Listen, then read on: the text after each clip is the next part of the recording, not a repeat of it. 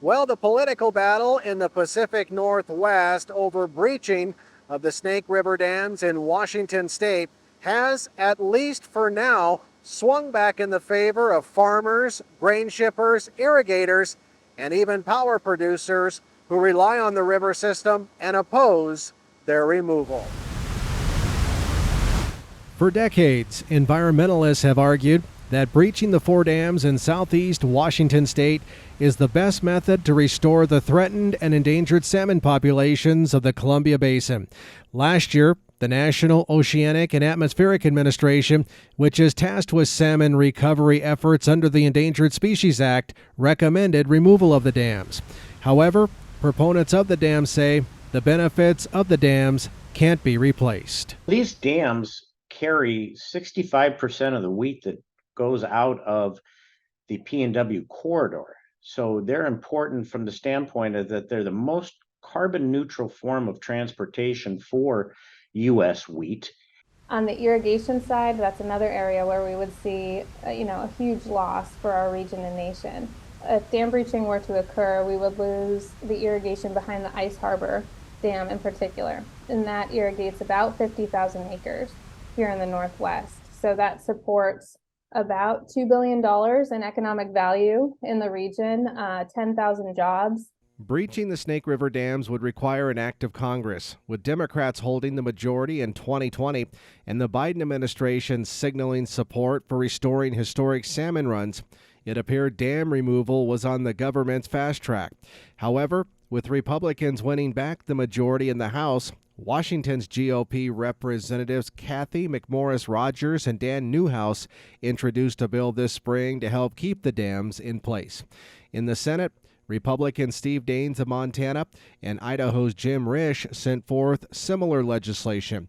Daines, Risch, and GOP Senator Mike Crapo of Idaho also recently sent a letter to Energy Secretary Jennifer Granholm urging the administration to advocate for and preserve the Snake River dams. The senators wrote, "Hydropower is a reliable and carbon-free resource that provides power to millions of Americans. Despite this, certain voices in the Biden administration continue to advocate for breaching dams and reducing the system's benefits, which would have far-reaching and devastating consequences." According to Columbia Grain President and CEO Jeff Van Pevenage, losing hydro generation is only one of the energy impacts that would be brought about if the dams were breached.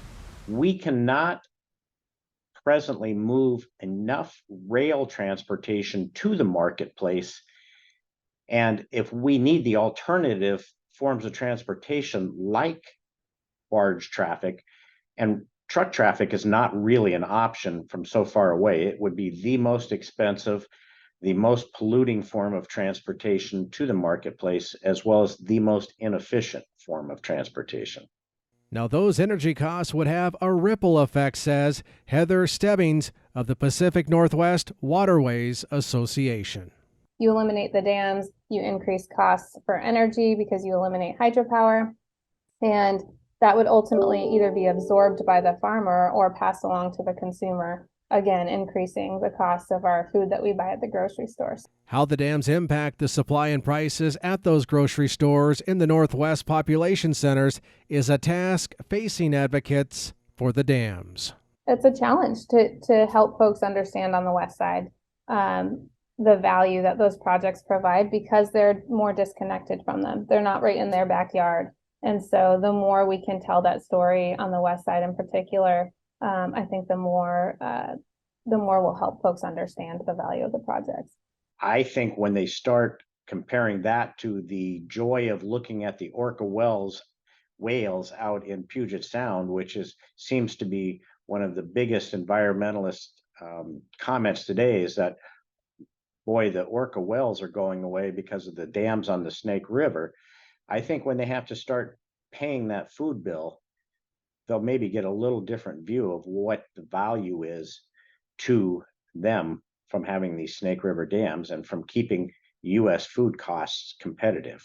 Van Pevenage says now's the time for farmers in the region to make sure that their voices are heard. And this isn't just a Washington, Idaho, Oregon thing. This spreads itself all the way into Montana because when the rail has to service all the Washington, Idaho grain, it means Montana grain could miss out, could get delayed, could see their costs increase as well.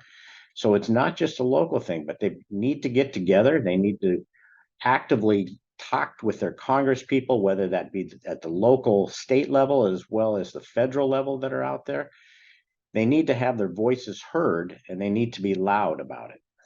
Now, the Pacific Northwest Waterways Association believes that salmon and the dams can coexist and are supportive of salmon recovery efforts short of breaching the dams. And at least for now, the act of Congress needed to remove the dams doesn't seem very likely. Reporting for the Western Ag Network, I'm Russell Nemitz.